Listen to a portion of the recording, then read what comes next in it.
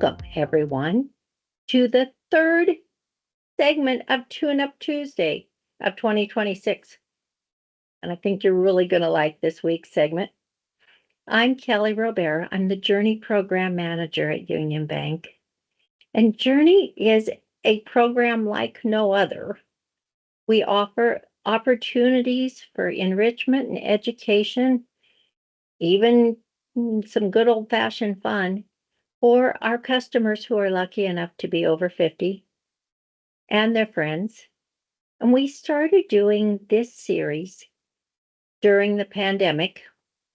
Folks couldn't come to Journey. We brought Journey to you, and it's been so popular that we just kept going with it. And the premise behind Tune Up Tuesday is it's a new year, new start. People want to do things better.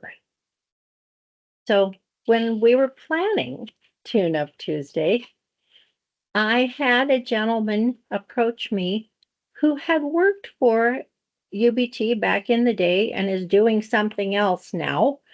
And there's something else that he's doing. When he started telling me about it, I said, we got to tell the Journey segment about this. We just have to.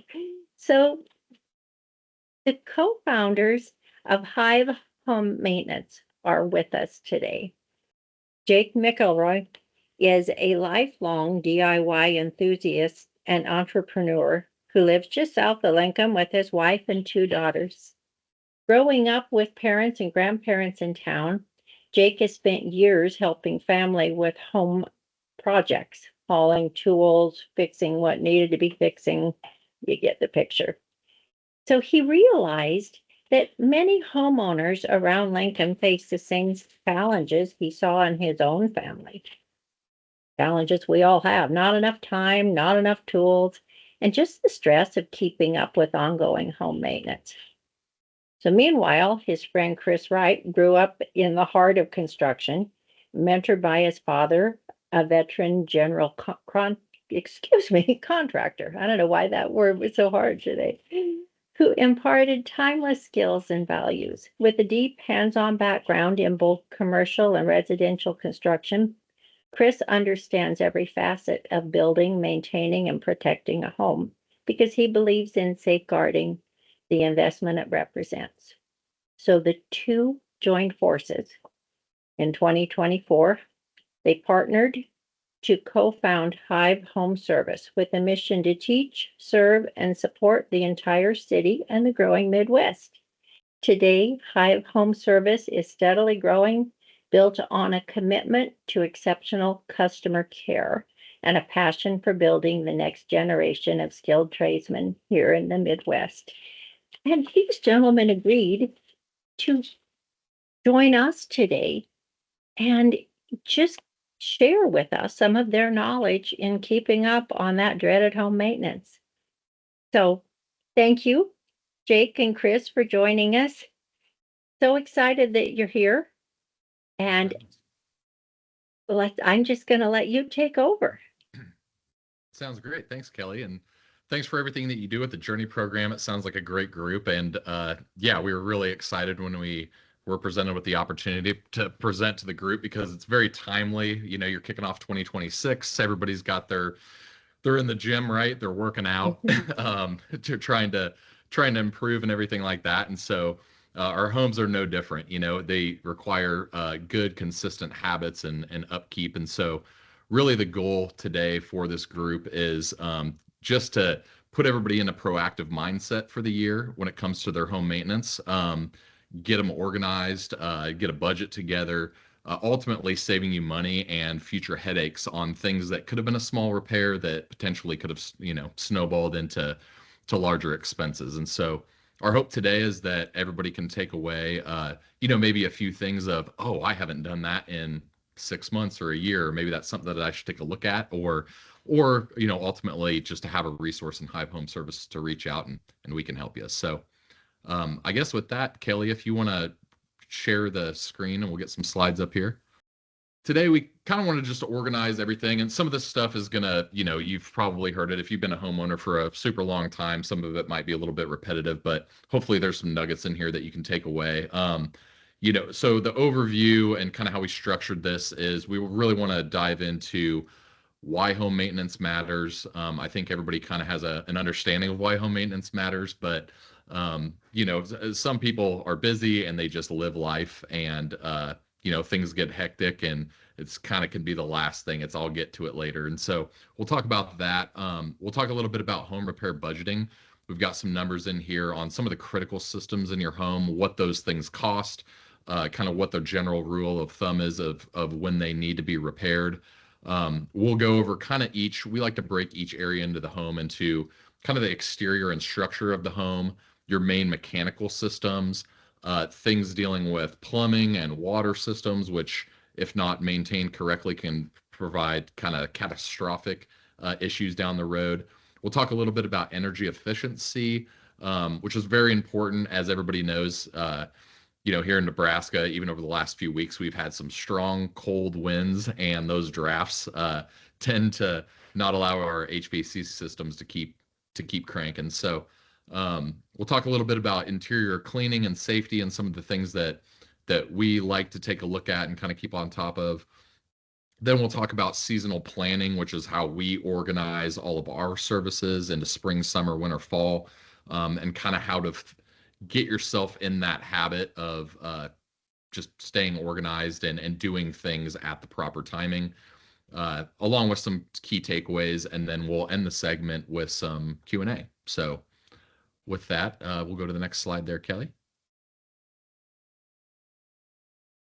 So why home maintenance matters. So we all know that if we just let things go, inevitably we're going to have some sort of expensive repair. We call it the snowball effect. So think of it like, I noticed when I was walking around watering my plants the other day that my gutter was kind of slightly hanging off the roof, and it might not seem like a big deal. I'll get to that later, maybe in a couple of weeks when we're back from vacation or whatever.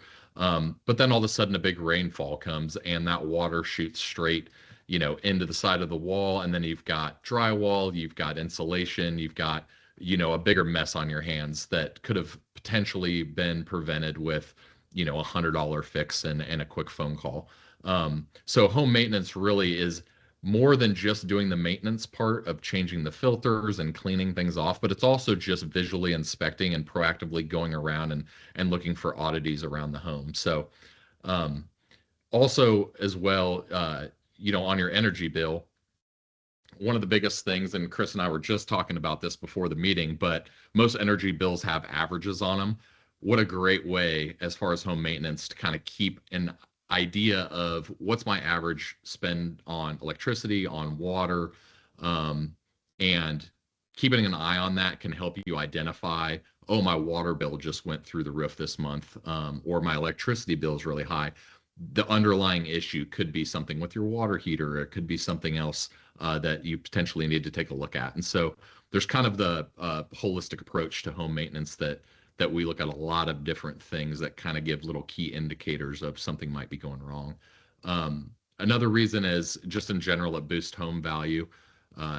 We've all walked through houses that are immaculately maintained. The house smells good, looks good, all the flooring's good, the exterior structure looks good. And so it's just one of those things that you just constantly want to keep on top of.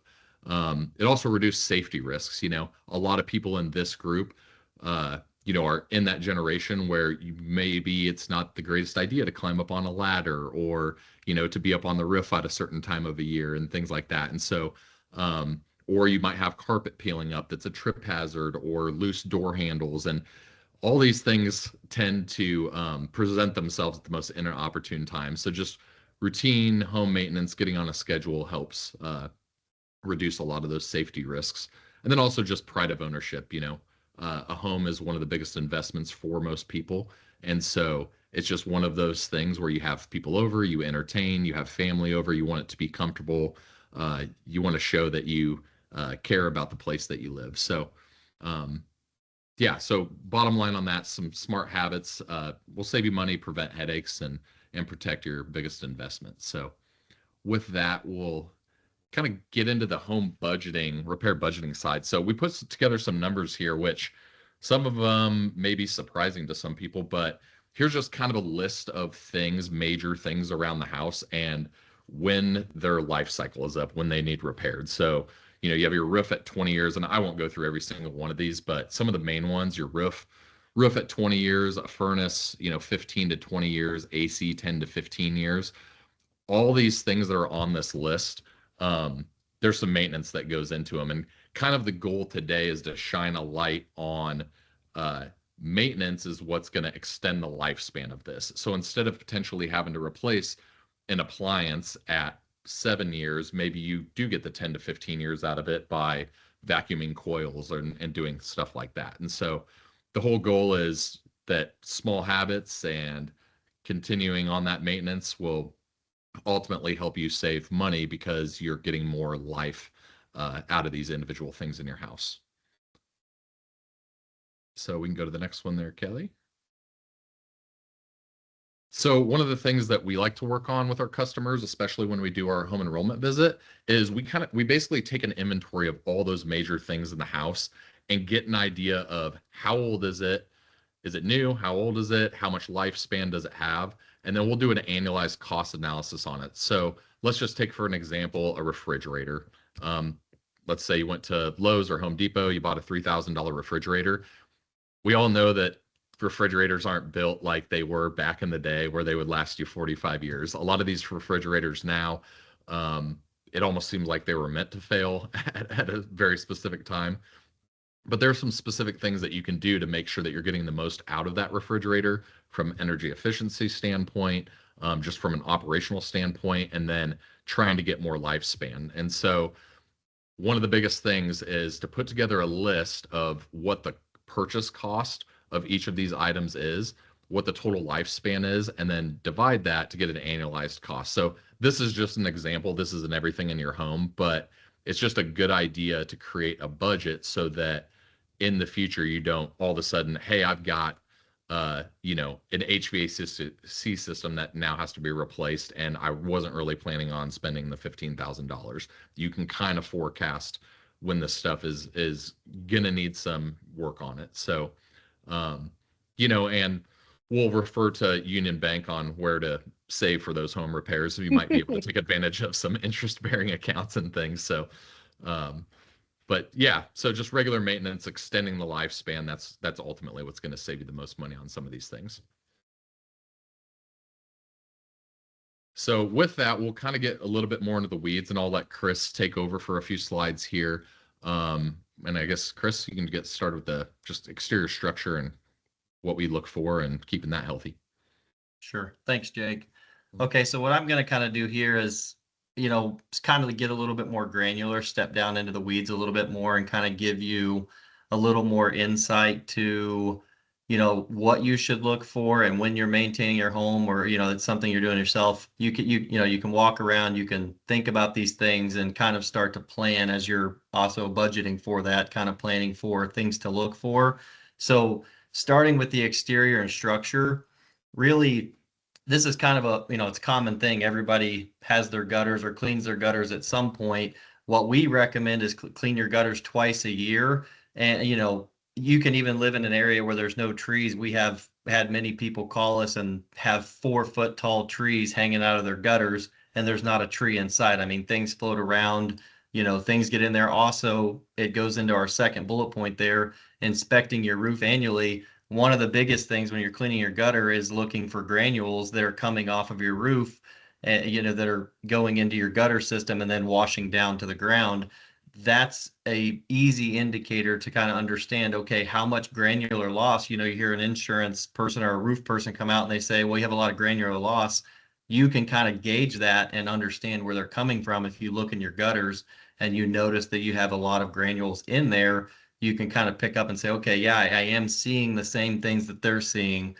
And you can kind of gauge, okay, I'm understanding why they're saying there's a lot of loss. Maybe just a defective shingle could be something over time that's just causing that. But that protective layer is starting to wear off. So that means the life of the shingle is decreasing. Kind of third thing, I think the biggest thing here in Nebraska, we're up north. We have a lot more winters. It's hot, it's cold. We have a really extreme cold compared to, central region or southern region. I think the biggest thing we see, and this is good to look for, is kind of bubbling or peeling paint. We've had a lot of houses in the Lincoln area where you notice a lot of bubbling or peeling and paint cracks.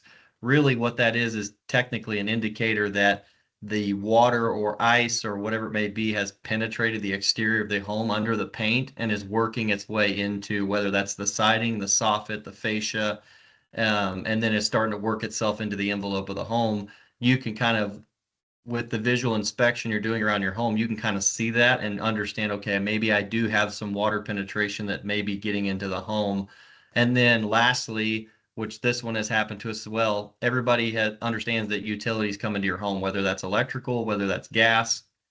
We've had some customers that go, hey, I have a gas smell that I've smelt for the last 4 years, but I have no idea where it's coming from. Well, going around and looking at your gas utility where it comes in at the meter, well, you might see that there's maybe a rusted pipe that's sat for a long time. Maybe your neighbor, maybe your houses are close and your neighbor mows his yard and he takes his lawnmower past your utility meter. Maybe he bumped it at some point, didn't say anything, and now you have a gas leak.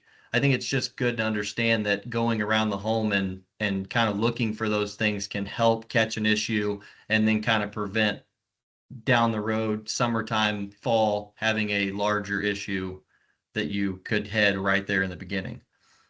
You can go to the next slide, Kelly.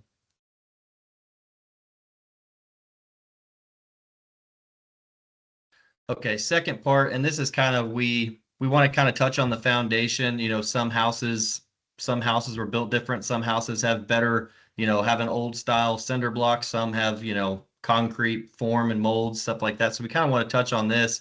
We really think the biggest things that you can look for is just making sure, and not everybody's in an ideal situation. Some neighborhoods are built where some houses are at the bottom of the slope and some are built where they're at the top of the slope. So some water may not be an issue, but I think some of the things we can step down here is like ensuring that your soil slopes away from your house. You want it to slope every side. You want at least some degree of an angle where the water is sloping away from your house. Secondly, one thing, an easy check for someone can be checking the downspouts. We have a lot of customers here in Lincoln that may have a downspout that maybe became unsecured. Maybe they had a rodent that was going through their, a raccoon was kind of milling through their garden, had bumped into the downspout, knocked it off, and then, it needs to be secured, something that can be done. And then is honestly keeping water going towards the house, not away from the house like we want it. And then lastly, checking for signs of standing water. And maybe that's waiting until you have a torrential downpour or a large rain and paying attention to, okay, do I see any pools of water in my yard or around my yard that are starting to hold water? And maybe there's a reason for that. Maybe just needs a little more investigating to identify where that problem may be. And then we think one thing that's small but large is sealing your driveway. Driveways over the span of a 15 to a 30-year span, all concrete cracks. So at some point, you may have to seal your driveway or small sidewalk cracks to help let the water roll off of your driveway and not get down in the cracks underneath it, cause more settling, cause the driveway to fall. And then also making sure that is taken care of. Why that matters, I think water is a home's number one enemy. So we just want to make sure that we don't have water intruding into places that is going to affect your home. So now I'll step into mechanical systems. I think one of your most important systems is your HVAC in the mechanical aspect of your home. I try to think about that as a simple area that you can do home maintenance that can help increase longevity. Typically, and some systems may have different things. So anybody on this call, you might have a 6-inch filter. Some people may have 1-inch filters. There's an array of different things, but there's basically 1, 4, or 6-inch filters. Typically, you want to change those filters every 1 to 3 months for 1-inch filters. And then any of your 4 to 6-inch filters are going to be like more on a biannual basis. So you would want to change them every 6 to 12 months. And that also can be dependent upon, what's the weather been outside? Is it really dusty? Do you live in a climate where it's more dry? There's more dust out west. That could be dependent upon how much the intervals you need to change. Secondly, cleaning the debris around your outdoor units. we see a lot of customers where we have harsh winters here and a lot of rodents understand that there's heat coming off the external system. So the rodents want to get in there, make a home, build a nest, and then, have that heat coming from that unit so that they can live through the winter. So just kind of in the spring, making sure that, hey, I'm stepping out there, I'm being prepared, and I'm checking the unit to make sure that I don't have rodents. And then also lastly, and that's an easy one, is scheduling an annual tune-up just to make sure that everything's functioning properly, but also that there hasn't been any rodents get in and get to your system, your wires, anything internally that's going to cause your unit to fail. And then also, lastly, that's also going into energy saving costs too, talking about changing your units. If you have a lot of dirt built up on the filters, your unit is going to have to work harder to force and push air into your house because it's got a dirty filter. Getting on those regular intervals and changing the filter can also save you up to 15% on energy costs and make sure that your unit is working at its optimal peak performance. One more mention too on those filters. You'll notice when you do go pick out filters, you'll notice that they all have a MERV rating on them from basically low to high. The most expensive filter is not always better for your specific system. So even though it says it might trap more mold spores or allergens or things like that, you really want to check that your HVAC system can push enough air through that filter, because the higher the MERV rating, the tighter the weave in the filter to catch more particles. But some HVAC systems can't maybe handle above like a MERV 10 or 12. So you want to ensure that you're getting the right filter kind of balance for the amount of air that your system can press through. So don't think that you have to go buy a $60, even 1-inch filter. Some of them are insanely expensive. Sometimes it's better just to go with a lower MERV rating, but change it more often. So. And Sure, I just got ambitious and moved us forward. I'm going to have you guide me back. Got so excited over those MERV ratings. Oh, sure. No problem. Let's see. Go back. Should be slide 8. I apologize. There you go. There we go. Yeah, good point, Jake. And then also just something to note, and this is kind of where we typically recommend people to stay, is usually 5 to 8. So if you're shopping at Home Depot and you're like, okay, which filter do I need for my home? Typically, if you fall between a MERV rating of 5 and 8, you're going to cover dust mites, dust, pollen, mold, and pets. I mean, you're pretty much going to cover every aspect that you need for your home. There's not really a reason to go any higher than that. I think if you're in that range of, a good, better, best area, I think that better area would be 5 to 8. I also just to note, you don't want to restrict your unit down. Think about the more the MERV rating, the tighter the filter, the less particles can get through there. That's the whole point of that. And if you go higher, that actually sometimes can not be beneficial to your unit. It can also cause air issues where your unit cannot cycle and pull enough air in, and then you're also dealing with more energy costs because that unit's having to work harder 24 hours a day to heat or cool your home. All right, Kelly, next slide, please.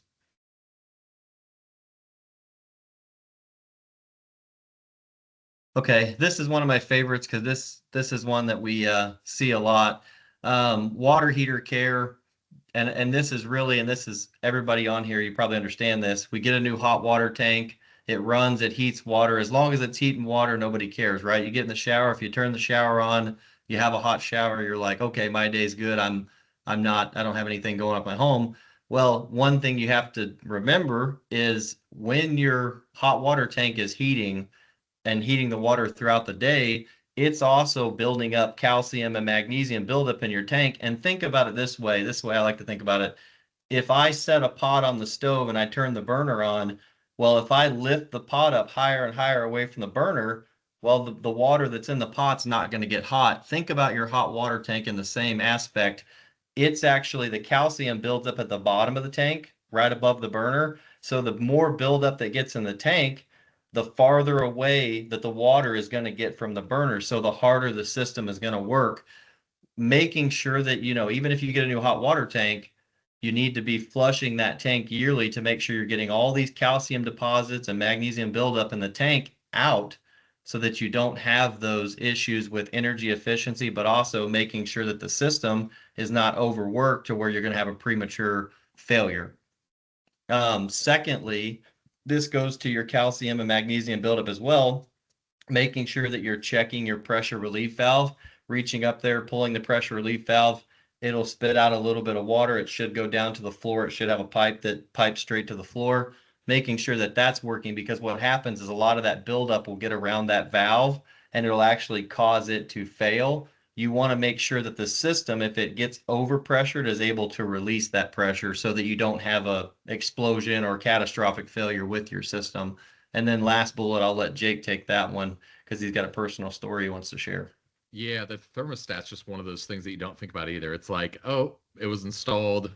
Now I have hot water. We moved into our house. We built a new house 5 years ago. We moved in, and within the first month, I got my first electrical bill, and it was $980. And I went, well, this doesn't seem sustainable or even correct. So I started trying to get to the bottom of it, and I had the electrician come out and run everything on the panel. What it ended up being was the thermostat on our water heater was faulty from being brand new. I mean, it was brand new water heater, but the thing was just pegged out at 100%. So it was constantly heating. And we have an electric water heater. And my wife would get in the shower and she'd turn on, this new hot water heater, it gets hot so fast. And so just because your water gets hot really quick isn't necessarily a good thing. You kind of want to check that once in a while and just make sure it's set in an optimal setting, usually in the 120 to 140 range. If you ever turn on your shower or your faucets to hot water and it's like unbearable scalding hot really quick, one of the signs can be, a faulty thermostat on that water heater. So it's just another one of those things that most people don't realize or think about. Like Chris said, you get in the shower, you take your shower and you're done. But if you have extremely hot water, a good thing to take a look at is the thermostat. And getting that fixed can greatly reduce your electricity bill. So.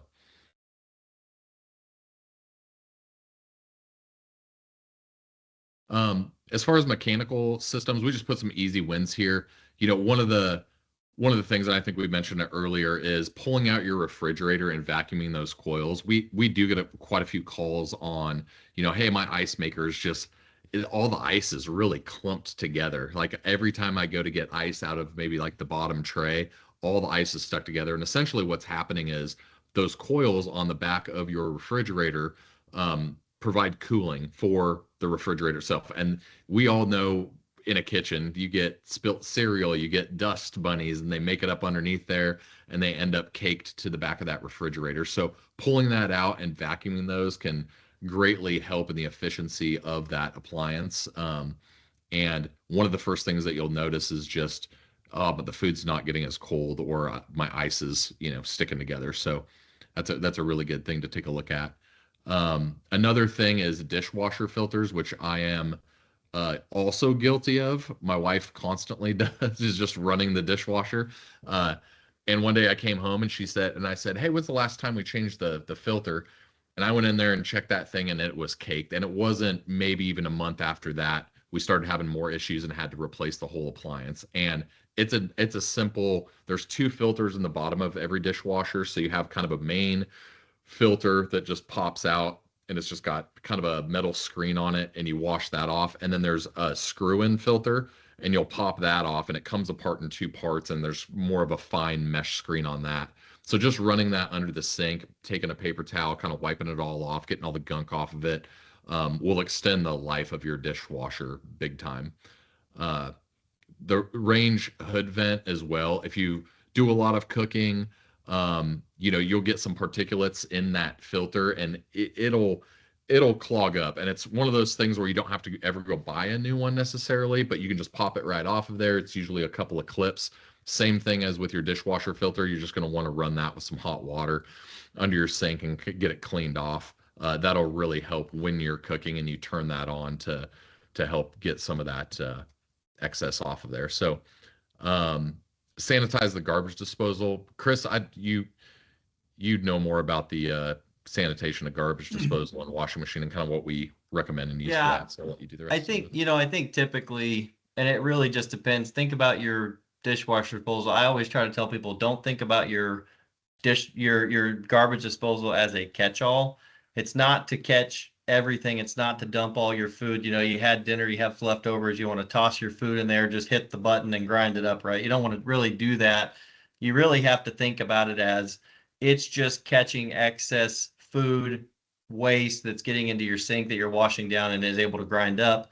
What we do is we put in actually a foaming agent in there, and we actually let it cycle for probably about 2 to 3 minutes with that foaming agent. And really what that does is gets into the blades, gets into the system, gets into the hoses, everything that's underneath that's funneling the water and the waste out, and is able to foam up. And using a garbage disposal sanitizer really helps. I'd probably say if you dump a lot of food down, I would say once every month. If you're using it as a catch-all, probably once a month would be good practice to clean that out. If you're not, and you're more like, hey, I'm going to dump my stuff in the trash, and it's just excess, I would say once every 3 months, dropping a garbage disposal sanitizer down there, letting the system run through and clean, and helping kind of keep that going. Same thing is, I don't know, if anybody on here has ever taken apart a washing machine. I've taken apart thousands, so I can tell you this.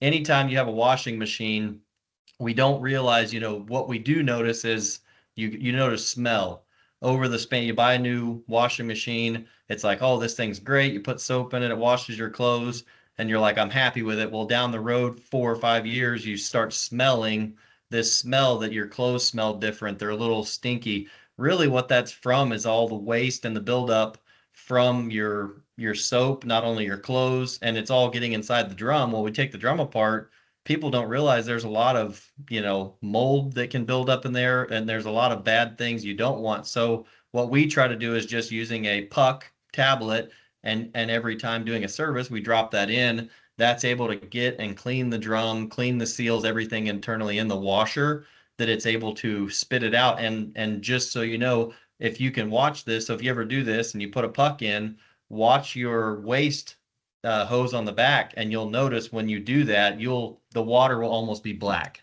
So you'll be like, wow, I'm really getting my washing machine clean. And if you do it on a regular cadence, you'll start to realize that water is getting clearer and clearer as you do that. So it's really good to do that. And then lastly, check and clean your dryer hoses. A lot of people don't realize there's about 15 to 18,000 home fires a year just from dryer vents not being cleaned out. We typically check and clean dryer hose vents up to about, I'd say, 3 to 5 feet in, whether that's down the wall and into the envelope of the home. Typically check that point, because you're going to get most of your buildup in your dryer vent in the main clean out. You're also going to get it behind anything that gets past. So typically just popping that, unscrewing that hose clamp off, popping that off, maybe taking a quick vacuum, vacuuming out excess, and just making sure that that system stays clean, so that the air can flow through and push out the hot air out of the home. And so last thing, pro tip, a clean machine lasts longer, whether that's your refrigerator, your dishwasher, your range hood vent, your garbage disposal, washing machine, any of those systems. If you have a clean machine, it's going to work better.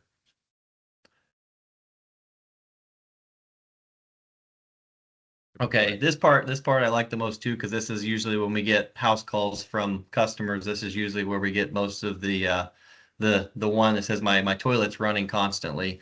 And so I think any of us have had that over the span of owning a home. You hear your toilet, you flush the toilet, you walk away, and you start to hear that sound of, well, my toilet sounds like it hasn't stopped flushing, it's running water, things like that.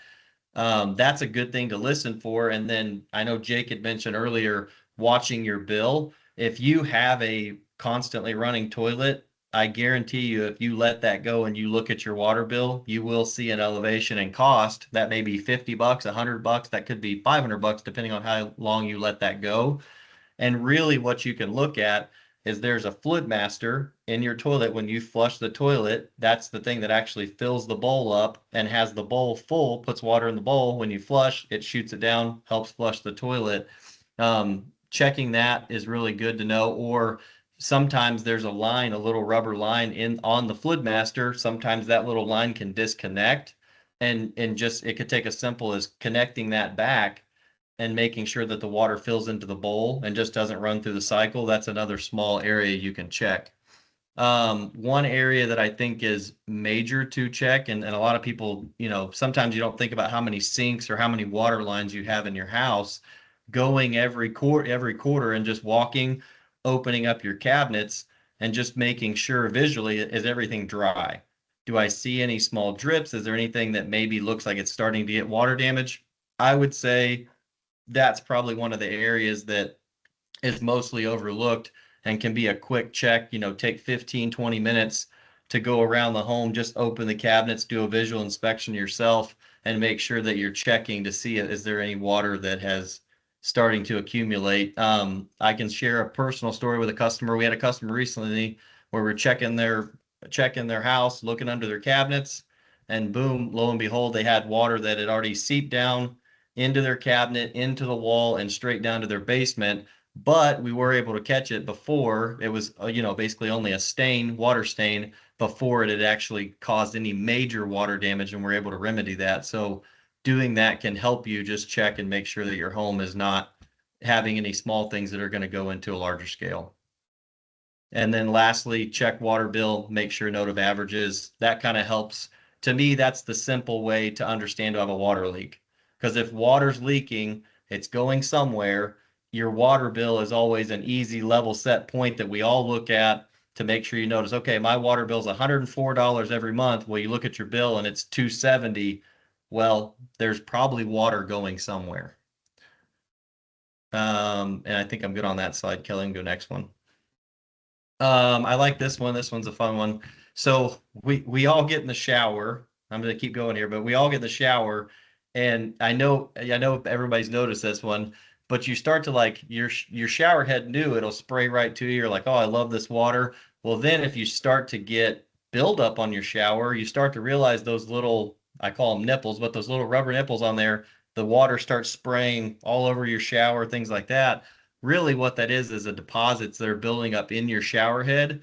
And something that you can do to help that is putting a bag of vinegar around your shower head, tying it with a rubber band, leaving it for a few hours, and that'll actually get inside your shower head and on the outside and help clean that. And it's actually surprising when you pull that bag off there after about 3 hours to 6 hours, however long you leave it, you'll notice there's a ton of debris. And then you turn your shower back on and you're like, wow, I have better water flow, though everything's spraying directionally the right way. It helps take care of your shower head. So making sure your shower heads are clear of debris is a really easy thing to do and very beneficial when you take a shower.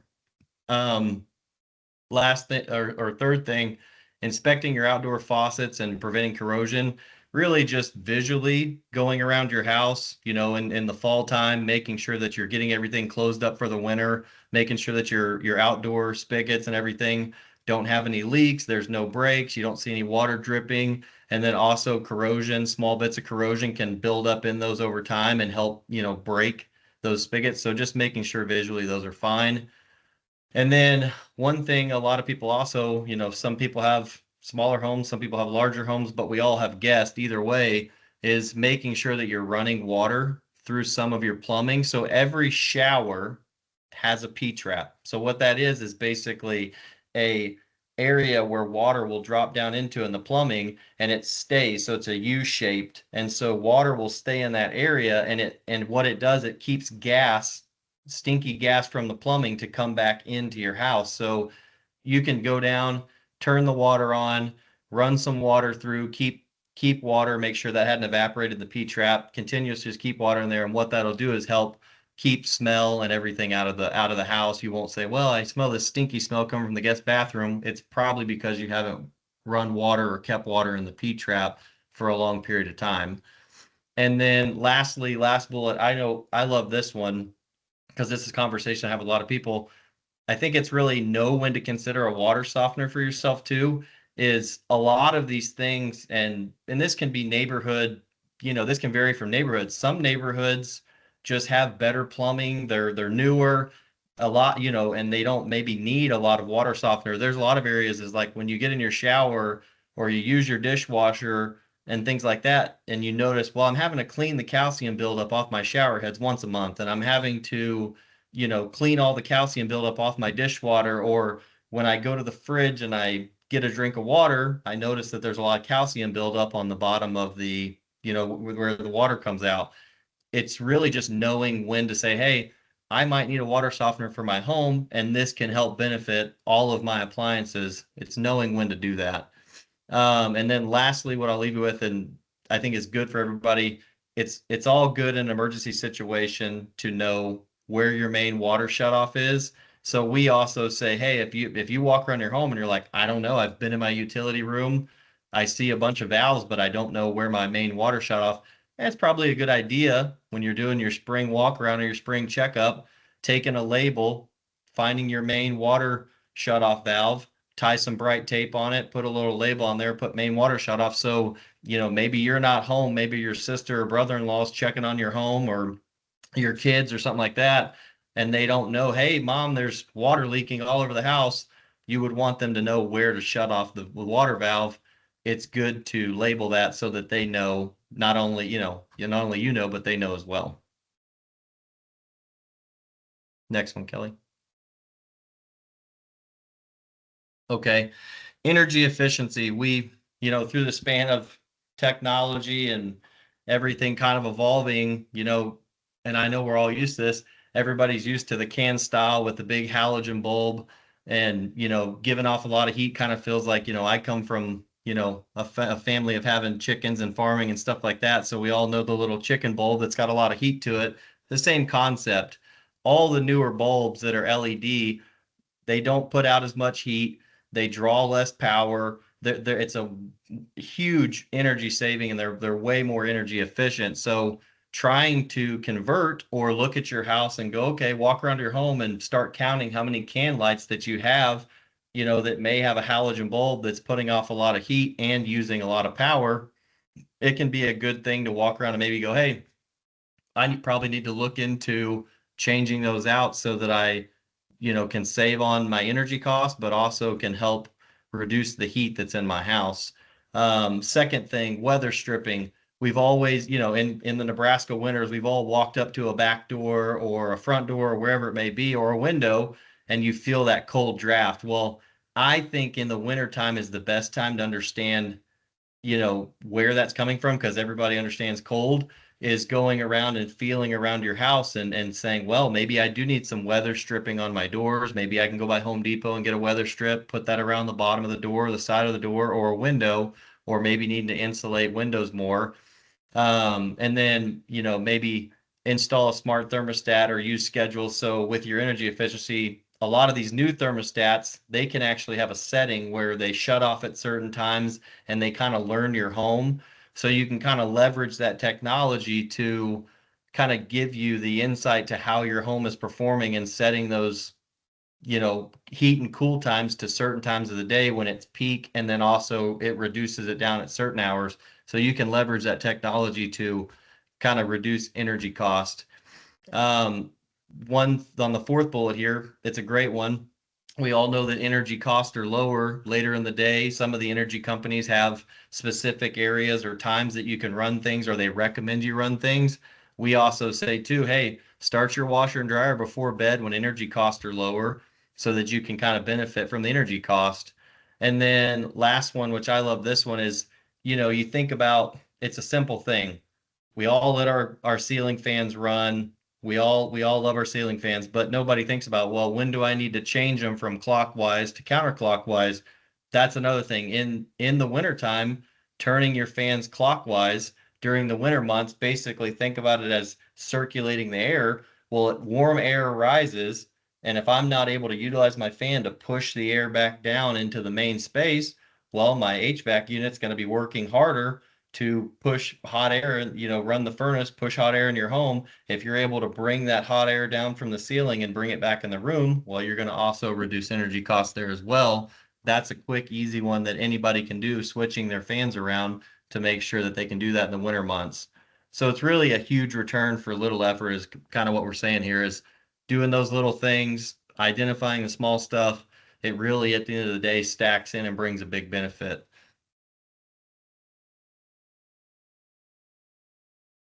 How are we doing on time, Kelly? Are we okay? Yeah, and now she wants to mute herself. You have 8 or 10 minutes. You go right ahead. Okay, We're sounds all interested. All right. Sounds good. Thank I you. look forward to questions at the end. So hold your questions, and we'll let them at the end. I'll keep going. So really now stepping into interior cleaning and safety, I think kind of Jake touched on this, and this is, for myself, I have a son with special needs and a 2-year-old daughter. So for me, I'm always busy. And sometimes we get busy and we forget, or we're like, well, I'll get to it next month. Then you go 3, 4, 6 months down the road and you still haven't done it. Every time you go to your dryer, it's a good practice to clean out your dryer vent trap. It's a quick pull it out, take a little paper towel or your hand and rub it off and throw all the lint in the trash. That's an easy, quick one that I'm sure everybody on this call understands and we've done at some point in our life. Testing smoke or CO detectors quarterly. I know that, and I'm sure everybody's heard this, you're sitting in your house and you hear the beep, that constant beeping from your smoke detectors. You're like, oh my gosh, that smoke detector's 15 foot high and I can't get up there and change that. Kind of getting on a certain cadence of checking that. It's not always, just so everybody knows, it's not always going to be a beep or a low battery.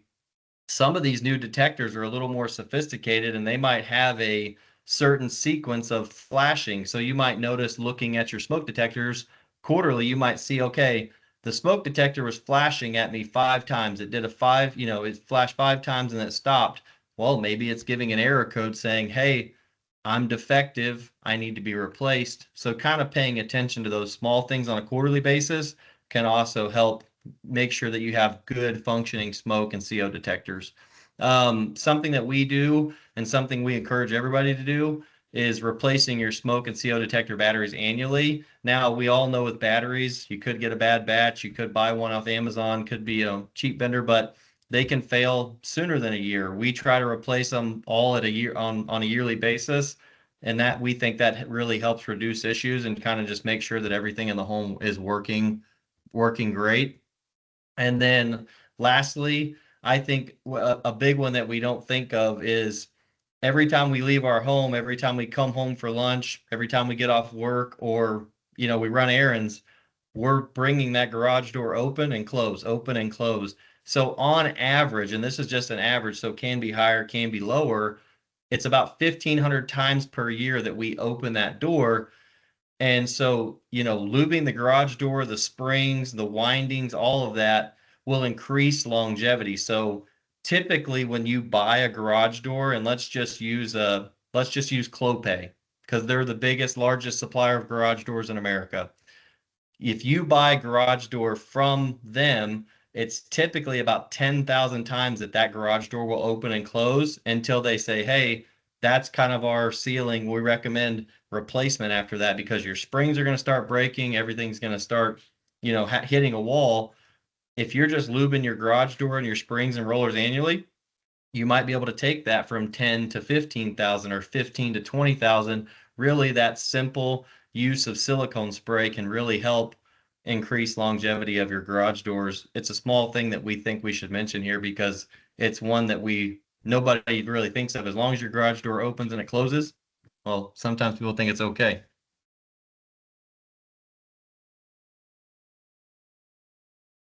And with that, I will kick it back to Jake. Yeah, so seasonal planning. So like I said earlier, we like to put everything in checklists and organize it into seasons because there's certain things that are coming up here in the spring that you want to take a look at that you don't necessarily need to do in the middle of summer or in the middle of winter when it's too cold to go out and do them. So our biggest recommendation is just to think of all your own home maintenance tasks, which we have a list on our website as well, that we handle, but organize those into seasons and then pick which ones you're going to do every season, which ones you want to do biannually, and which ones you want to do annually.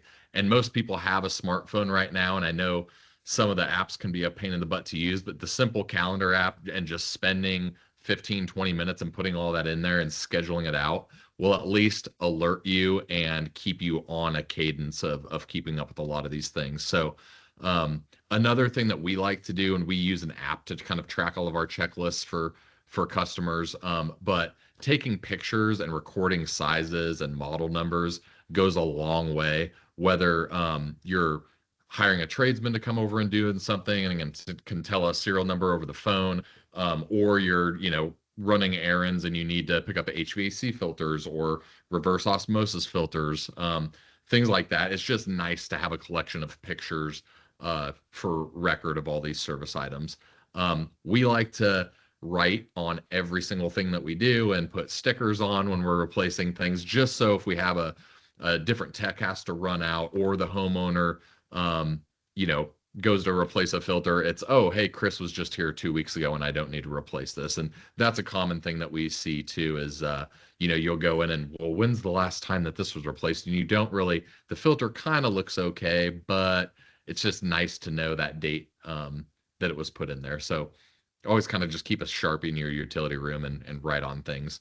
And we also recommend just buy, enough supplies for 2 to 3 seasons. That'll actually keep you on schedule and replacing things. And it's super nice when you open that utility closet or you go to do something and the materials are already there ready to go. So main thing is we all get busy and we forget. You just got to have a habit and get organized with these things. So so finally, takeaways. Small consistent maintenance, a safer, more valuable home, and it prevents future headaches and costly repairs. And so, like I said, treat home maintenance as a habit, set reminders, and all that. And, the reason why we started Hive Home Service is because we realized that there are no companies in Lincoln that are taking care of an older generation that wants to stay in their homes. A lot of people don't have the tools, the time, the resources, the know-how, potentially to take care of their home. So we really wanted to create a service that felt like you were calling your grandson or your kid that's super handy, that can show up and just handle all this stuff for you and give you photos, give you records, go to the store and pick up these things and make sure that you can stay in that home comfortably for as long as possible. So that's what Hive Home Service is all about. We're also hoping to bring up a next generation of tradesmen that maybe want to go be a plumber or an electrician, but they haven't quite gone through their journeymanship, or they can't find a resource to kind of get out into the field. We want to be that resource where, hey, let's take that person and stick them on home maintenance and they can provide real value in the community. So that's what we're all about. And if you need any help, we do all things home. We have a tradesman network that's all pre-vetted, one call and text to us, and we basically handle anything in your home for you. Make sure you get the right price and that it's done correctly. So I really wanted to just take some time at the end to endorse Chris and Jake, and also to apologize to them for my bloopers with the tech. And I think I misspoke and called their service Hive Home Maintenance instead of Hive Home Service. So I think I owe them each a cup of coffee at the very, very least. no problem. But what I would tell you folks is I know how overwhelming home maintenance can be, where you just feel like you're too busy, or, oh my gosh, you've let a couple things go and now what? There is a treasure trove of information, not just in this presentation, but on that website. Make yourself the checklist and start organizing your home upkeep. If you already do that, kudos to you. If not, take the suggestions and the information that these gentlemen gave you and get busy. And if you decide that it's just too much and you're not going to tackle it alone, I feel 100% confident in recommending these gentlemen to you, in referring their services. I think that they just do a bang up job. And Matt Palm, who used to work for the bank and now works for these gentlemen, when he was telling me about Hive Home Service, and he was telling me about visiting a client, although I thought he was talking about visiting a friend, and how once he finished with the service, he helped them I don't know. It sounds like stuff I really need done, bringing up heavy totes from the basement and putting up Christmas lights or taking them down or something. Really awesome stuff. So maybe if you feel like you're at that stage in life where we've earned the right not to do everything, look into it. Chris and Jake, I can't thank you enough for being here today. You were fantastic. And thanks to all of you for giving up a slice of your Tuesday afternoon and for staying on a bit later. So appreciate you. Next week is our very last segment. I need to tune into this one. It's tune up your tech. Actually, it's not about ability, it's cleaning up your tech. But tune up your tech, declutter your devices for the year ahead. Thanks so much, everybody. Be well, everyone. Thanks. Thanks, Kelly. Bye-bye. Everybody. Take care.